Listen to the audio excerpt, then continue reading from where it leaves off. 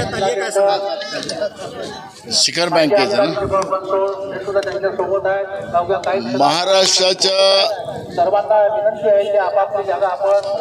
जी apex bank होती त्या apex बँकेमधली ज्या राजकीय लोकांनी जे घोटाळे केलेत आणि ते सत्तेमध्ये गेल्यानंतर त्यांना संरक्षित करण्यात आलं, त्यांना त्या घोटाळ्याच्या बाहेर काढण्याचा प्रयत्न केला जातो आहे आणि म्हणून जनतेतून ही मागणी होते आहे की या सगळ्या घोटाळ्याची चौकशी एसआयटीच्या माध्यमातून केली जावी, सीबीआयच्या माध्यमातून चौकशी केली जावी आणि ज्यांनी या राज्याच्या शेतकऱ्यांचे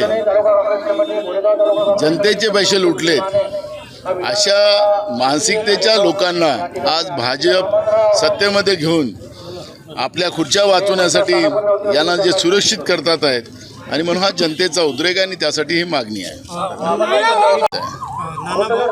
निवडणूक लढणार बघा, आता सोमवार मंगळवारपासून याची प्रक्रिया सुरू होईल. 10 तारीख लास्ट डेट आहे फॉर्म भरायची. सगळ्यांशी चर्चा सुरू आहे. आता योग्य निर्णय घेऊ.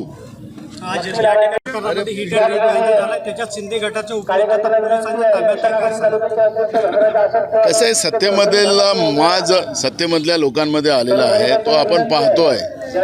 मग राज्यामध्ये मोठा प्रमाणात ट्रक, सर्वसामान्य लोकांना गाड्याच्या खाली चिरडण्याचा प्रकार मोठ्या प्रमाणात वाढत चाललेला आहे आणि त्याला सत्तेमध्ये असलेल्या लोकांचा पाठिंबा आहे. त्यांच्या बगलबच्च्यांना वाचवण्याचा प्रयत्न केला जातो आहे. ससून हॉस्पिटलच्या व्यवस्थेमधला सर्वसामान्याला आरोग्याच्या सुविधा मिळत नाही, पण ड्रग माफियांना त्या ठिकाणी पंचतारीख व्यवस्था करून दिली जाते.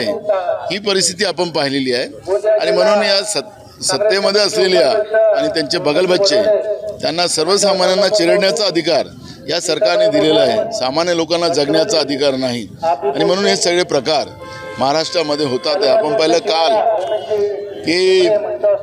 काल आपण पाहिलं की एका ट्रॅफिक पोलीस अधिकाऱ्याला, एक महिला पोलीस अधिकाऱ्यांवर पेट्रोल त्यांच्यावर टाकून तिला पेटवण्याचा प्रयत्न या महाराष्ट्रामध्ये होत असेल तर या पद्धतीच्या दुर्दैवी घटना ज्या महाराष्ट्रात होत्या, महाराष्ट्रामध्ये कायदा सुव्यवस्था राहिला नाही आणि ज्या पद्धतीनं जो माज सत्तेचा आहे तो भाजपमध्ये आपल्याला पाहायला मिळत आहे.